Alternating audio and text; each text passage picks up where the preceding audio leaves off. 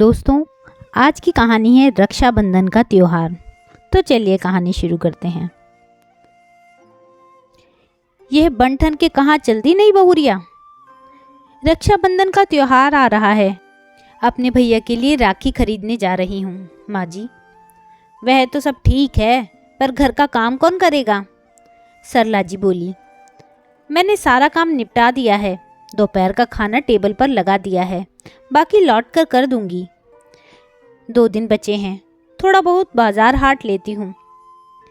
मटकते हुए सरला जी बोली। अच्छा ठीक है, जल्दी आ जाना। मेरे बेटे के पैसे यूं ही मत उड़ाना।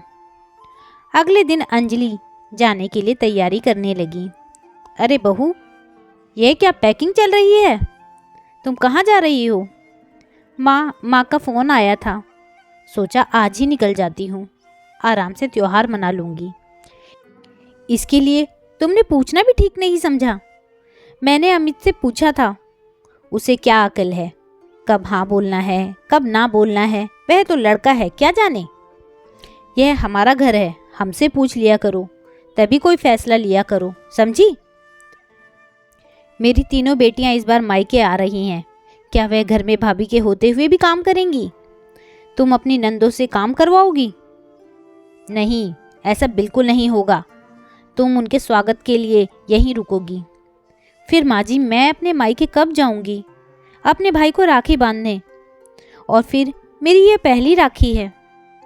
देखो, तीज पर हमने तुम्हें इसलिए भेजा था ताकि राखी पर अब मेरी बेटियों को कोई तकलीफ ना हो। यह घर तुम्हारा भी है, इसलिए तुम्हारा भी यहाँ रहना ज़्यादा ज़रूरी है। तुम जन्माष्टमी पर अपने मायके चली जाना। राखी उस दिन तक भी बांधी जा सकती है। मैं ज़्यादा बहस नहीं सुनूंगी। बोलते हुए अपने कमरे में चली गई। अंजलि एकटक उन्हें देखती रही और कहकर भी क्या कर सकती थी। जब से शादी कराई है यही सुनती आई है।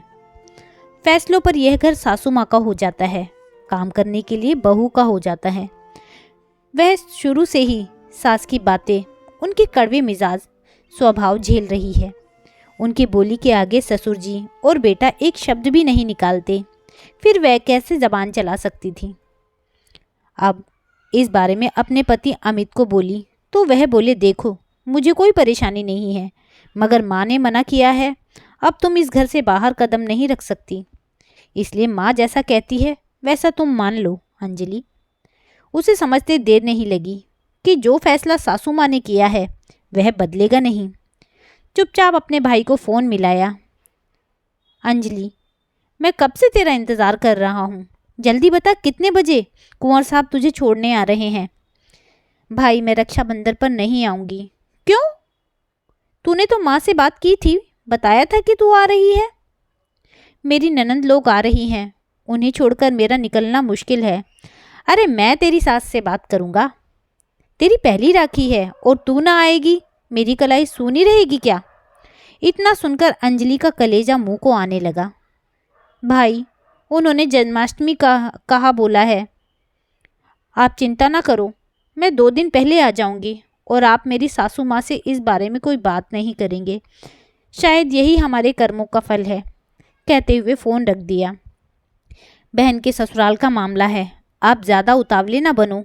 ससुराल वाले जैसा कहते हैं वैसा ही लड़की को मानना पड़ता है। यह मुझसे बेहतर कौन जानता है? गौरव की पत्नी वर्षा बोली। पत्नी की बात सुनकर गौरव चुप रह गया। नई नई शादी है, बहस करके रिश्तों में खटास लाना उसे उचित नहीं लगा, इसलिए जैसा अंजलि ने कहा उसने मान लिया। मगर कहीं ना कहीं वर्षा की बात सच थी। सोच अतीत में विचरने लगी। 5 साल पहले जब गौरव और वर्षा का विवाह हुआ था, तब गौरव और उसकी माँ भी उसे हर तीज त्योहार पर वर्षा के मायके जाने पर अड़ंगा लगाती या फिर त्योहार के आगे पीछे जाने की वह बातें बोलती, जिससे त्योहार वाले दिन बहू घर में सबकी सेवा चाकरी करती रहे। राखी पर भी एक शहर में मायका होते हुए भी उसे जाने नहीं देते। फिर बुआ भांजी आएंगी, उनका खाना पीना स्वागत सत्कार कौन करेगा? यही बोल हमेशा रोक लेते। बहन बेटियों से घर में काम करवाएंगे तो हमें पाप लगेगा। उसका छोटा भाई पढ़ाई करता था, उसी दिन फ्लाइट होने के कारण विदेश चला गया। उसके बाद वह राखियाँ सिर्फ कोरियर से भेज पाती थी। शादी के बाद एक भी राखी वह अपने भाई की कलाई पर बांध नहीं पाई थी। कई बार उसने वर्षा को रोते हुए देखा और हर बार वो डांटकर चुप कराता। त्योहार पर घर की बहू का रोना अशुभ होता है। मैं निर्दयी उसको उसके दर्द में 2 आंसू भी बहाने का अधिकार नहीं देता। शायद उन्हीं कर्मों का फल आज मुझे अपनी बहन से दूर होकर कलाई पर अपने प्रेम सौहार्द से सजी राखी न सजाकर मिल रहा है। जैसे मैंने एक भाई बहन को अलग किया, वैसे ही आज नियति ने हम भाई बहनों को भी अलग कर दिया। रक्षाबंधन वाले दिन उसने वर्षा को जल्दी तैयार होने को बोला। जल्दी चलो, हमें कुछ काम से जाना है। अरे लेकिन यहाँ घर में चाय नाश्ता भर हुआ है, दोपहर का खाना बनाना है, फिर बुआ जी लोग आएंगे, उसका क्या? देखो मैं कुछ नहीं समझूंगा, तुम जल्दी से तैयार होकर मेरे साथ चलो। और उसे ज़बरदस्ती कार में बिठाकर निकल गया। रास्ते धीरे धीरे वर्षा के घर की ओर तरफ बढ़ने लगे। अरे हम लोग कहाँ जा रहे हैं? तुम चुप करके बैठी रहो। गौरव ने कार वर्षा के घर के सामने रोक दी। अरे लेकिन माँ जी से क्या कहेंगे? कोई कुछ नहीं कहेगा, तुम चलो। अंदर पहुँचे तो वहाँ सभी वर्षा के स्वागत में खड़े थे। अपने छोटे भाई सुमित को देखकर वर्षा सरप्राइज हो गई। अरे तुम कब आए? तो मैं कल रात को ही गया था। जीजा जी ने मुझसे आपसे बात करने के लिए मना कर दिया था। बोला आज रक्षाबंधन के दिन तुम्हारी दीदी को सरप्राइज देंगे। अब चलो, दरवाजे पर खड़े होकर सब बात करनी है या राखी बांधनी है अपने प्यारे भैया को? हाँ हाँ चलो। आज बड़े मन से वर्षा ने अपने भाई को राखी बांधी और आज पहली बार गौरव अपनी ससुराल में जमाई राजा की तरह नहीं, एक बेटी की तरह व्यवहार कर रहा था। वर्षा की मम्मी के साथ रसोई में मदद करने लगा।